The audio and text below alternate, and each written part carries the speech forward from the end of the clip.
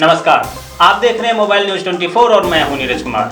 आज हम बात करने वाले हैं बिहार विधानसभा चुनाव को लेकर और आने वाले विधानसभा का रिजल्ट क्या होने वाला है उसके ओपिनियन पोल को लेकर। जी हाँ, कई सारे कंपनियों ने, सर्वे एजेंसियों ने ओपिनियन पोल किया है और हमारे संवाददाताओं ने भी ओपिनियन पोल किया है। तो क्या है हमारे ओपिनियन पोल में और बिहार की क्या स्थिति है, इसके बारे में डिटेल से हमारे साथ बात करेंगे। कांग्रेस के पूर्व सेक्रेटरी अनीश दुरानी जी हमारे साथ मेहमान हैं। अनीश जी, आपका बहुत बहुत धन्यवाद, आप हमारे साथ आए, हमारे लिए वक्त निकाला। सबसे पहले मैं एक डिटेल बता देता हूँ बिहार के चुनाव के बारे में। बिहार की चुनाव के तारीखों का ऐलान पिछले दिनों हो चुका है। उम्मीदवार टिकट के लिए भाग रहे हैं। पार्टी के मुखिया गठबंधन को मनाने और बनाने में लगे हुए हैं और मतदाता जो हैं वो ये जानने की कोशिश करने में लगी हुई है कि किसे वो वोट दें ताकि आने वाला 5 साल बेहतर हो सके, बिहार में बाहर लाया जा सके। जी हाँ, क्योंकि कोरोना और लॉकडाउन ने दुनिया को बता दिया है कि मजदूर मतलब बिहार के गरीब, लाचार, बेबस लोग। सबने ये भी देखा कि देश के किसी भी राज्य से आने वाले जो पैदल यात्री थे वो कहीं ना कहीं घूमते फिरते अलग अलग कोने से बिहार ही आ रहे थे, या कुछ यूपी आ रहे होंगे, झारखंड आ रहे होंगे, पश्चिम बंगाल आ रहे होंगे।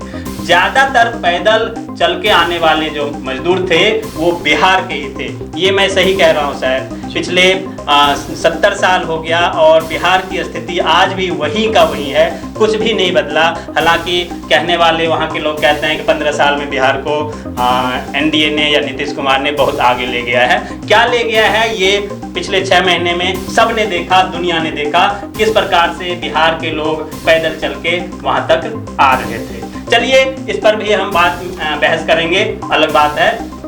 इन सब को देखते हुए हमने बिहार चुनाव के कई मायने में अलग होने का अंदाजा लगाया है और जो अभी पिछले दिनों आपने ओपिनियन पोल देखा होगा उसका रिजल्ट कहीं चौंकाने वाला ना हो और ये ओपिनियन पोल आपको लगेगा कि धरातल पर है, जमीनी हकीकत को छूता हुआ है। इसे आप गौर से देखिए, पूरे वीडियो को देखिए, आपको सच्चाई पता लग जाएगा। जी हाँ, ओपिनियन पोल में हम आपको ये भी बताएंगे कि सीएम के तौर पर, मुख्यमंत्री के तौर पर नीतीश कुमार को कितने लोग पसंद करने वाले हैं और इस सवाल के भी हमने जवाब ढूंढने की कोशिश की है कि उन्हें पसंद करने वाले मात्र 24.6% लोग मानते हैं कि वो अच्छा सीएम है। इसका मतलब ये हुआ कि 1/3 लोग नीतीश कुमार को पूरा पसंद नहीं करते हैं। अच्छा बताने वाले की संख्या 29.4% है, जो कहते हैं कि हाँ ठीक ठाक है, चलो चल जाएगा।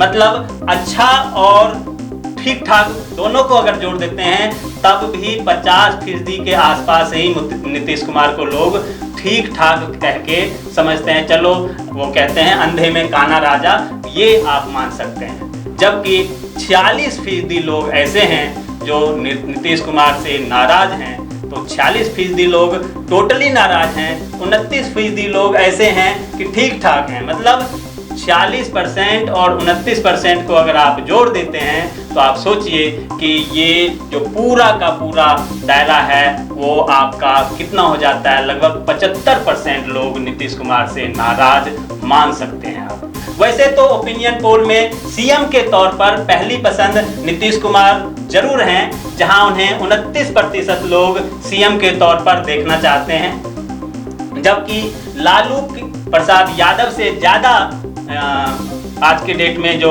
पॉपुलर हो गए हैं, उनके बेटे तेजस्वी यादव सीएम के तौर पर ज़्यादा पॉपुलर हो गए हैं। जहां लोग 8% लालू प्रसाद यादव को पसंद करते हैं, वहीं 19% लोग जो है वो तेजस्वी यादव को पसंद कर रहे हैं सीएम के तौर पर। अर्थात दोनों को अगर आप जोड़ देते हैं तो 27% लोग पसंद कर रहे हैं आरजेडी को। कुल मिला के लालू और तेजस्वी दोनों को जोड़ दें तो 27% लोग आरजेडी को मुख्यमंत्री बनते हुए देखना चाहते हैं और 29% नीतीश कुमार को। ज़्यादा का अंतर नहीं है यहाँ पे, एक बात आप ध्यान रखिए।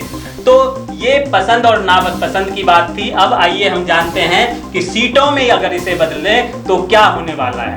सीटों की बात करते हैं।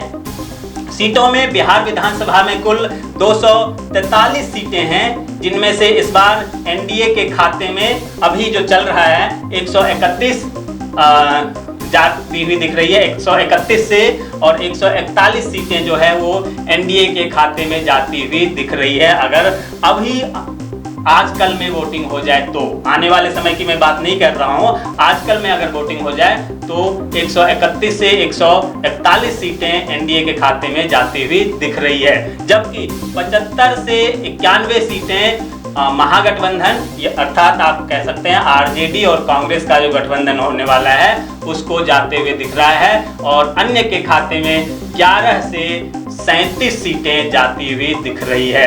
अन्य के खाते में ये बड़ा गैप जो है वो इसलिए है क्योंकि पप्पू यादव की जो पार्टी है, उसके अलावा जो यशवंत सिन्हा की पार्टी है और जो छोटी छोटी पार्टी को मिलाकर अभी AIMIM के नेता असदुद्दीन ओवैसी ने जो गठबंधन बनाया है, ये सब खेल बिगाड़ने का काम कर सकते हैं। तो कुल मिला के हमने आपको बताने की कोशिश की बिहार की स्थिति क्या होने वाली है। एनडीए बहुमत के करीब जरूर है, लेकिन बहुत आसान जीत नहीं है।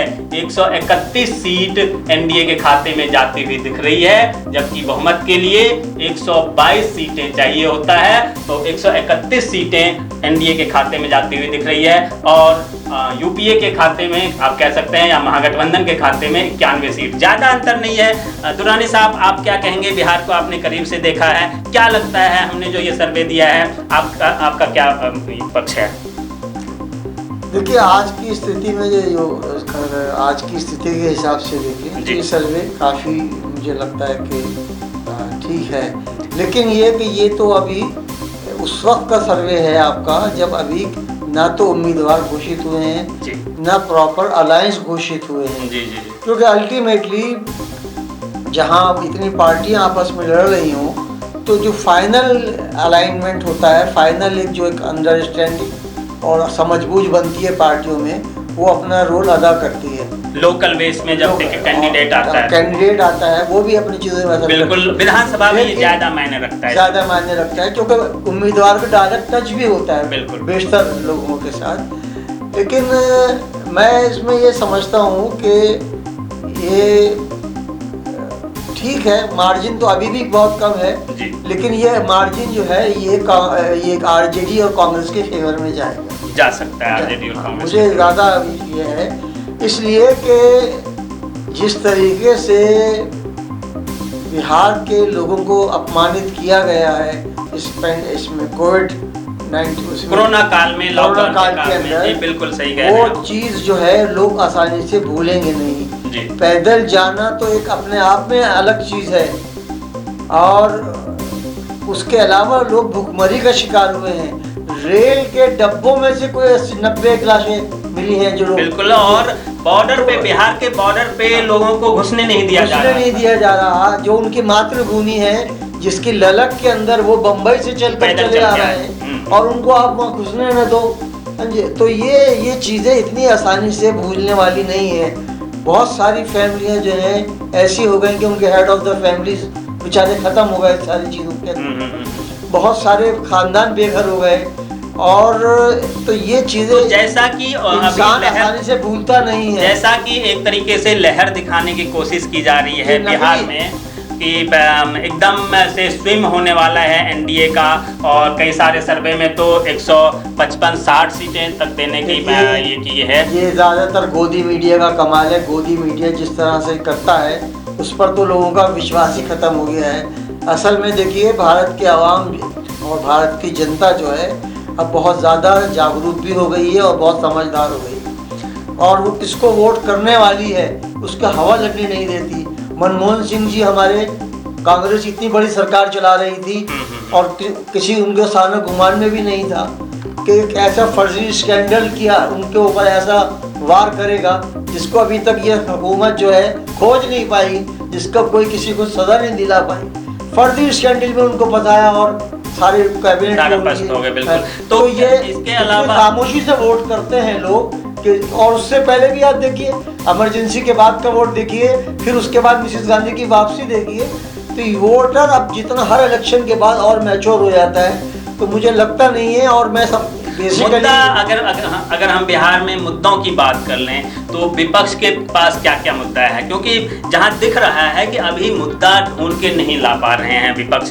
कांग्रेस आरजेडी गठबंधन की बात करें, आप कांग्रेस में रह चुके हैं, एक लाइन में इस कंप्लीट कर लूं। मुद्दा आज के डेट में बिहार में हमारे जो संवाददाता हैं वो लोग बताते हैं, वहां से निकालते हैं, मुद्दा वहां है सुशांत सिंह राजपूत, जिससे ना रोटी मिलती है ना रोजी मिलती है। मुद्दा वहां पे आज के डेट में है कि जो बिहार रेजिमेंट के 20 जवान हमारे चीन पे मर गए थे, मुद्दा आज वहाँ पे जो सरकार पक्ष के हैं वो लोग उठाते हैं, चीन को लेकर मुद्दा उठाते हैं, ना उससे रोजी मिलनी है ना रोटी मिलनी है। जहाँ रोजी रोटी की बात है, जहाँ मजदूरों के गरीबी की बात है, उसे तो ना आरजेडी ठीक से उठा पा रही है ना कांग्रेस वाले ठीक से उठा पा रहे हैं। मीडिया में भी वही चल रहा है और हंगामा भी चारों तरफ अगर हमारे लड़के जाते हैं तो वहाँ भी वही दिख रहा है। तो क्या कहीं ना कहीं विपक्ष इस बात को भुनाने में नाकामयाब भी दिख रही है? नहीं, अभी देखिए, अभी शक्ति का कंसंट्रेशन जो है वो दो बातें हैं।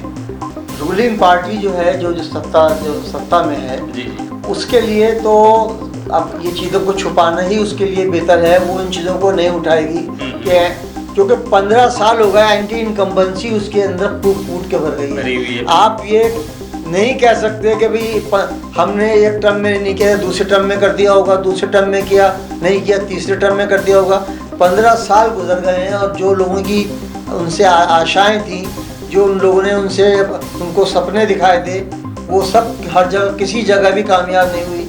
आज रोजी रोटी की जो हालत हुई है बिहार के अंदर, कोई बहुत उन्नति नहीं हुई है। सैलाब की सूरत हाल उस वक्त 15 साल पहले से ये हो रहा है कि सैलाब का तो पुराना मामला है। इन 15 साल में ये लोग पूछेंगे क्या किया आपने सैलाब को रोकने के लिए, बाढ़ को रोकने के लिए आपने क्या किया, जबकि केंद्र के अंदर भी आप केंद्र के अलाइड हैं, केंद्र के साथ हैं आप, केंद्र ने क्या काम किया।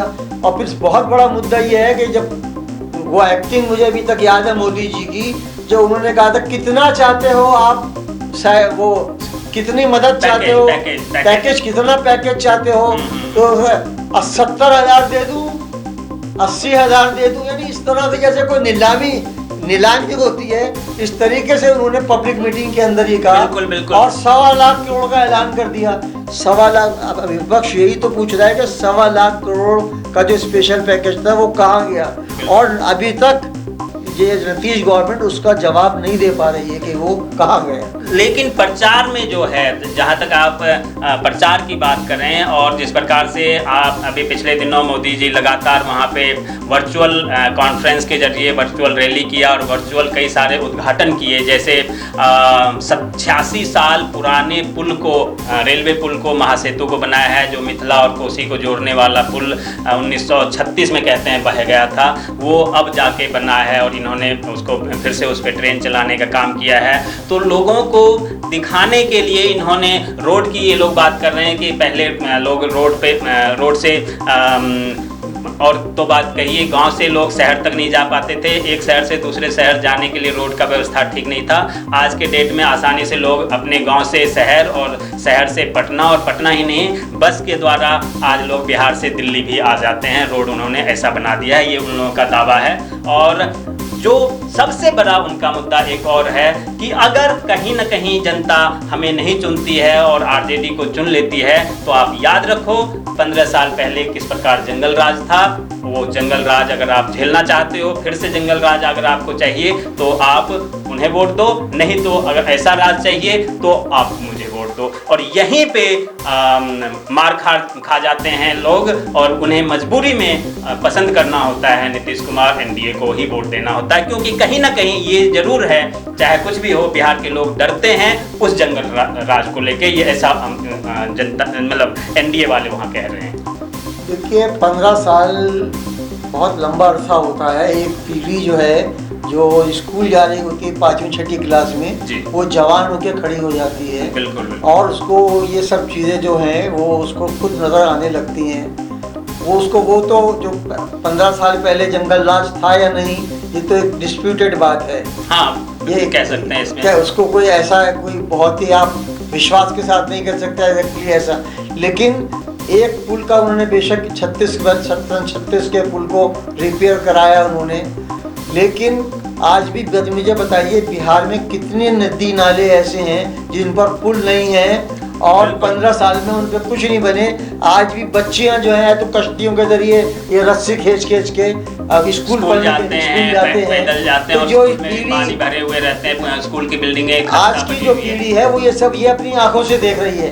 उसने उस बंदूक को नहीं देखा, उसका जिक्र सुना है, लेकिन सुनी हुई बात का और जो सामने आंख की चीज़ है इसमें बड़ा अंतर पड़ता है। दूसरी बात ये भी है कि एक जनरेशन चेंज होती है हमेशा। दुनिया के हर व्यवसाय में, हर पेशे में, हर इंस्टीट्यूशन में एक नए कुछ लोग जब बूढ़े हो जाते हैं नए लोग आते हैं। तो तेजस्वी यादव जो है मैं समझता हूँ उसकी बहुत ज़्यादा अपील है नौजवानों के अंदर, और राहुल गांधी जी की भी कांग्रेस की तरफ से कि अपनी यूपी में एक बिहार के अंदर एक अपना उन्होंने विचित्र अपना पोजीशन बनाई है। लोग समझते हैं जानते हैं अच्छी तरह से कि कांग्रेस पावर में आएगी तो उम्मीद कर सकते हैं। उन्होंने देखा नहीं है कांग्रेस का राज, लेकिन एक अच्छी उम्मीद कर सकते हैं वो। तो ये बहुत सारी चीज़ें हैं जो अल्टीमेटली असर डालेंगी। और जो मैं पहले कहा कि जब उम्मीदवार डिक्लेयर हो जाएं, तो अभी आप देखिए मसलन अब कुछ चीज़ें ऐसी हैं, कुछ लोग सिर्फ पेशा ही लोगों का ये बन गया है। जैसे ऑल इंडिया इत्तेहादुल मुस्लिमीन को आप ले लीजिए, पिछली बार यूपी के अंदर इन्होंने इतना उधम मचाया, इतना सब कुछ लगाया, इनका बेसिकली अलायंस बीजेपी से है। तो अब इन्होंने उसके बाद फिर उन्होंने अपने क्या रिजल्ट निकला, उनके शायद 1 या 2 उम्मीदवार वहाँ पे यूपी में कामयाब हो पाए थे इनके मुश्किल से। इसी तरह से पिछले बिहार के चुनाव के अंदर इन्होंने कहा कि हम इतनी सीटों पे लड़ेंगे, इतनी सीटों लड़े भी कम सीटों पे 5 या 7 पे लड़े, एक वो जीत गए।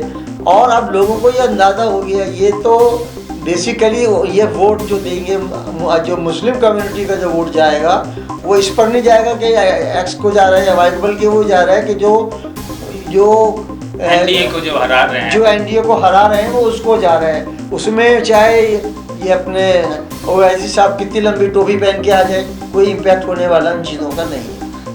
चलिए इस पर भी हम बात करेंगे, लेकिन कहीं ना कहीं हमारे जो सर्वे में रिपोर्ट आया है कि चाहे वो पप्पू यादव का गठबंधन हो और चाहे वो AIMIM का गठबंधन हो, इससे बीजेपी एनडीए गठबंधन को फायदा हो रहा है और यूपीए महागठबंधन को, आरजेडी को, कांग्रेस को घाटा हो रहा है। और यही कारण है कि अगर अपने गठबंधन को महागठबंधन सही से संभाल लिए होते तो शायद रिजल्ट कुछ और होता।